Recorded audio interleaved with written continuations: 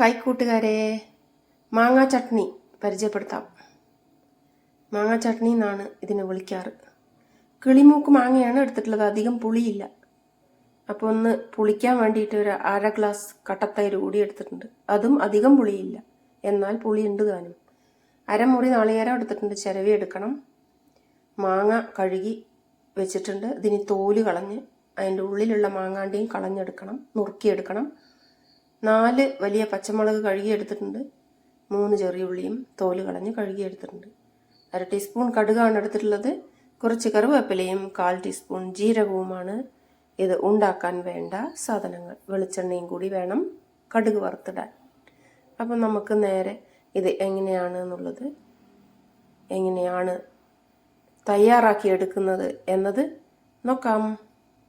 മിക്സിയുടെ വലിയ ജാറാണ് എടുത്തിട്ടുള്ളത്. അതിലേക്ക് ജീരകം ഇട്ട് കൊടുക്കാം. ജീരകം നല്ലൊരു മണമായിരിക്കും, അതിന് വേണ്ടിയാണ് ഇട്ട് കൊടുക്കുന്നത്. അപ്പം ജീരകം ഇട്ട് കൊടുത്തിട്ടുണ്ട്. കൂടെ തന്നെ 4 പച്ചമുളകും 3 ചെറിയ ഉള്ളിയും കൂടി ഇട്ട് കൊടുത്തിട്ടുണ്ട്.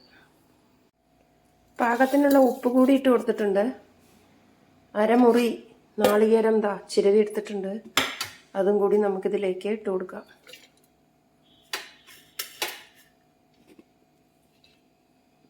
മാങ്ങ ഇങ്ങനെ ചെറുതാക്കി അരിഞ്ഞിട്ടുണ്ട്. ഏത് മാങ്ങ വേണമെങ്കിൽ നിങ്ങൾക്ക് എടുക്കാം, അധികം പുളി പാടില്ല. ഇനി ഇത് നമുക്ക് മിക്സിയുടെ ജാറിലേക്ക് ഇട്ട് കൊടുക്കാം. തേങ്ങയുടെ ഒപ്പം ഇട്ട് കൊടുക്കാം.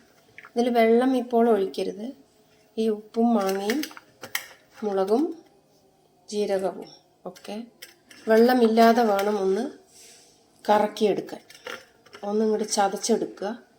അതിന് ശേഷം നമുക്ക് പാകത്തിന് വെള്ളം ഒഴിച്ച് അരച്ചെടുക്കാം. ഇപ്പം ഞാനൊന്ന് ചതച്ചെടുത്തിട്ടുണ്ട് നല്ലപോലെ. ഇനി ഇതിലേക്ക് വെള്ളം ചേർത്ത് നമുക്ക് അരച്ചു കൊടുക്കാം. അരയ്ക്കുമ്പോൾ നല്ലപോലെ ശ്രദ്ധിക്കണം, മാങ്ങ ആയതുകൊണ്ട് പെട്ടെന്ന് ചാടും. മുറുക്ക പിടിച്ച് വേണം ഒന്ന് ചതയ്ക്കാൻ. പെട്ടെന്ന് ഓഫ് ചെയ്ത് ഇളക്കി കൊടുത്ത് വേണം ഇത് അരച്ചെടുക്കാൻ. ഇപ്പോൾ ഞാൻ ഇനി ഒരു അര ഗ്ലാസ് വെള്ളം ഒഴിച്ചു കൊടുത്ത് ഒന്നും കൂടി നല്ലപോലെ കറക്കാൻ പോവുകയാണ്. ഇപ്പോൾ ഇത് നല്ലപോലെ അരഞ്ഞു വന്നിട്ടുണ്ട്. ഇതിലേക്ക് അര ഗ്ലാസ് തൈര് കൂടി ചേർത്ത് ഒന്നും കൂടി അരച്ചെടുക്കാം. കൂടെ തന്നെ കുറച്ച് കടുക് കൂടി ഇട്ട് കൊടുക്കാം. ഒരു 1/2 സ്പൂൺ അളവിൽ കടുക്. ഇതിനി നല്ലപോലെ അരയ്ക്കരുത്, ഒന്ന് കറക്കിയെടുത്തതും ഓഫാക്കണം. കടുക് അരയരുത്, ചതയാണ് വേണ്ടത്. അതായത് പകുതി ആവുന്ന ആ ഒരു പരുവത്തിലാണ് കടുക് അരച്ചെടുക്കേണ്ടത്. ഇപ്പോൾ ഇത് അരച്ചെടുത്ത് കഴിഞ്ഞു. ഇനി ഇതൊരു പാത്രത്തിലേക്ക് നമുക്ക് ഒഴിച്ചു കൊടുക്കാം. വെള്ളത്തിൻ്റെ അളവ് ഈ ഒരു പരുവത്തിൽ ആയിരിക്കണം. ഒരു പാൻ അടുപ്പത്ത് വെച്ചിട്ടുണ്ട്. 3 ടീസ്പൂൺ അളവിൽ വെളിച്ചെണ്ണയാണ് ഒഴിച്ചു കൊടുത്തിട്ടുള്ളത്. 1/2 ടീസ്പൂൺ അളവിൽ കടുകാണ് ഇട്ട് കൊടുക്കുന്നത്. കടുക് പൊട്ടി വരുന്ന സമയത്ത് കുറച്ച് കറിവേപ്പില കൂടി ഇട്ട് കൊടുക്കാം. ഇനി ഇത് നമുക്ക് ഈ മാങ്ങ ചട്നിയിലേക്ക് ഒഴിച്ചു കൊടുക്കാം.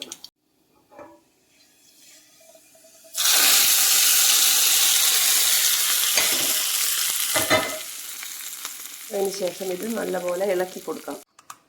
കൊച്ചു കുട്ടികൾക്ക് നമ്മൾ ചോറ് കൊടുത്തു വിടുമ്പോൾ ഇതൊരു കുപ്പിയിലാക്കി കൊടുത്താൽ നല്ല ഇഷ്ടമുണ്ടാവും. ഉച്ചയ്ക്ക് ചോറുണ്ണാൻ സ്കൂളിലേക്കൊക്കെ കൊടുത്തു വിടാൻ പറ്റിയ ഒരു മാങ്ങാ ചട്നിയാണ് ഇത്. നല്ലൊരു രുചിയായിരിക്കും. ട്രൈ ചെയ്യൂ. ഇഷ്ടപ്പെട്ടാൽ ലൈക്ക് ചെയ്യൂ, ഷെയർ ചെയ്യൂ, കമൻറ്റ് ചെയ്യൂ, സബ്സ്ക്രൈബും ചെയ്യണേ ചാനൽ.